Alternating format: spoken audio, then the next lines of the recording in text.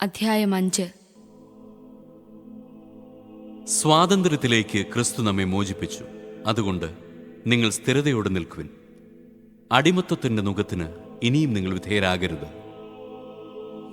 പൗലോസായ ഞാൻ നിങ്ങളോട് പറയുന്നു, നിങ്ങൾ പരിച്ഛേദനം സ്വീകരിക്കുന്നെങ്കിൽ ക്രിസ്തു നിങ്ങൾക്ക് ഒന്നിനും പ്രയോജനപ്പെടുകയില്ല. പരിച്ഛേദനം സ്വീകരിക്കുന്ന ഓരോ മനുഷ്യനോടും ഞാൻ വീണ്ടും ഉറപ്പിച്ചു പറയുന്നു, അവൻ നിയമം മുഴുവനും പാലിക്കാൻ കടപ്പെട്ടവനാണ്. നിയമത്തിലാണ് നിങ്ങൾ നീതീകരിക്കപ്പെടുന്നത് എന്ന് കരുതുന്നെങ്കിൽ ക്രിസ്തുവിനോടുള്ള നിങ്ങളുടെ ബന്ധം വിച്ഛേദിക്കപ്പെട്ടിരിക്കുന്നു. കൃപാവരത്തിൽ നിന്ന് നിങ്ങൾ വീണുപോവുകയും ചെയ്തിരിക്കുന്നു. ഞങ്ങളാകട്ടെ പരിശുദ്ധാത്മാവിലൂടെ വിശ്വാസം വഴി നീതി ലഭിക്കുമെന്ന പ്രത്യാശയോടെ കാത്തിരിക്കുന്നു. എന്തെന്നാൽ യേശുക്രിസ്തുവിൽ വിശ്വസിക്കുന്നവർക്ക് പരിച്ഛേദനമോ അപരിച്ഛേദനമോ കാര്യമല്ല. സ്നേഹത്തിലൂടെ പ്രവർത്തനനിരതമായ വിശ്വാസമാണ് സുപ്രധാനം. നിങ്ങൾ നന്നായി മുന്നേറിക്കൊണ്ടിരുന്നു. സത്യത്തെ അനുസരിക്കുന്നതിൽ നിന്ന് നിങ്ങളെ തടഞ്ഞത് ആരാണ്? ഈ പ്രേരണ ഉണ്ടായത് ഏതായാലും നിങ്ങളെ വിളിച്ചവനിൽ നിന്നല്ല. അല്പം പുളിപ്പ് മുഴുവൻ മാവിനെയും പുളിപ്പിക്കുന്നു. എന്റെ വീക്ഷണത്തിൽ നിന്ന് വ്യത്യസ്തമായ യാതൊന്നും നിങ്ങൾ ചിന്തിക്കുകയില്ലെന്ന് കർത്താവിൽ എനിക്ക് നിങ്ങളെക്കുറിച്ച് ഉത്തമ വിശ്വാസമുണ്ട്.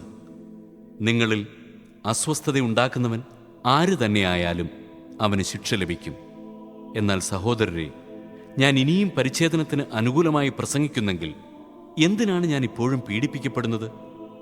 അങ്ങനെ ഞാൻ പ്രസംഗിച്ചിരുന്നെങ്കിൽ കുരിശിന്റെ പേരിലുള്ള ഇടർച്ച ഉണ്ടാകുമായിരുന്നില്ല. നിങ്ങളെ അസ്വസ്ഥരാക്കുന്നവർ പൂർണ്ണമായും അംഗവിച്ഛേദനം ചെയ്തിരുന്നെങ്കിൽ എന്ന് ഞാൻ ആശിക്കുന്നു.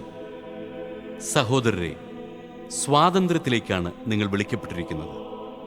ഭൗതിക സുഖത്തിനുള്ള സ്വാതന്ത്ര്യമായി അതിനെ ഗണിക്കരുതെന്ന് മാത്രം. പ്രത്യുത സ്നേഹത്തോടുകൂടെ ദാസരെ പോലെ പരസ്പരം സേവിക്കുവിൻ. എന്തെന്നാൽ നിന്നെപ്പോലെ നിന്റെ അയൽക്കാരനെയും സ്നേഹിക്കുക എന്ന ഒരേ ഒരു കൽപ്പനയിൽ നിയമം മുഴുവനും അടങ്ങിയിരിക്കുന്നു. എന്നാൽ നിങ്ങൾ അന്യോന്യം കടിച്ചു കീറുകയും വിഴുങ്ങുകയും ചെയ്ത് പരസ്പരം നശിപ്പിക്കാതിരിക്കാൻ ശ്രദ്ധിച്ചുകൊള്ളുവിൻ. നിങ്ങളോട് ഞാൻ പറയുന്നു, ആത്മാവിന്റെ പ്രേരണയനുസരിച്ച് വ്യാപരിക്കുവിൻ. ജഡമോഹങ്ങളെ ഒരിക്കലും തൃപ്തിപ്പെടുത്തരുത്. എന്തെന്നാൽ ജഡമോഹങ്ങൾ ആത്മാവിന് എതിരാണ്. ആത്മാവിന്റെ അഭിലാഷങ്ങൾ ജഡത്തിനുമെതിരാണ്. അവ പരസ്പരം എതിർക്കുന്നത് നിമിത്തം ആഗ്രഹിക്കുന്നത് പ്രവർത്തിക്കാൻ നിങ്ങൾക്ക് സാധിക്കാതെ വരുന്നു. ആത്മാവ് നിങ്ങളെ നയിക്കുന്നെങ്കിൽ നിങ്ങൾ നിയമത്തിന് കീഴല്ല. ജഡത്തിന്റെ വ്യാപാരങ്ങൾ എല്ലാവർക്കും അറിയാം. അവ വ്യഭിചാരം, അശുദ്ധി, ദുർവൃത്തി, വിഗ്രഹാരാധന, ആഭിചാരം, ശത്രുത, കലഹം, അസൂയ, കോപം, മാത്സര്യം, ഭിന്നത, വിഭാഗീയ ചിന്ത, വിദ്വേഷം, മദ്യപാനം, മധുരോത്സവം, ഇവയും ഈ ദൃശ്യമായ മറ്റു പ്രവൃത്തികളുമാണ്. ഇത്തരം പ്രവൃത്തികളിൽ ഏർപ്പെടുന്നവർ ദൈവരാജ്യം അവകാശപ്പെടുത്തുകയില്ലെന്ന് മുമ്പ് ഞാൻ നിങ്ങൾക്ക് നൽകിയ താക്കീത് ഇപ്പോഴും ആവർത്തിക്കുന്നു.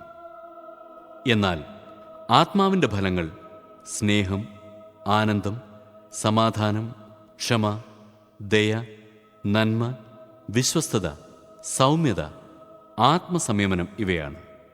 ഇവയ്ക്കെതിരായി ഒരു നിയമവുമില്ല.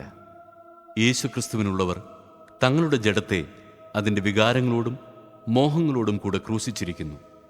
നമ്മൾ ആത്മാവിലാണ് ജീവിക്കുന്നതെങ്കിൽ നമുക്ക് ആത്മാവിൽ വ്യാപരിക്കാം.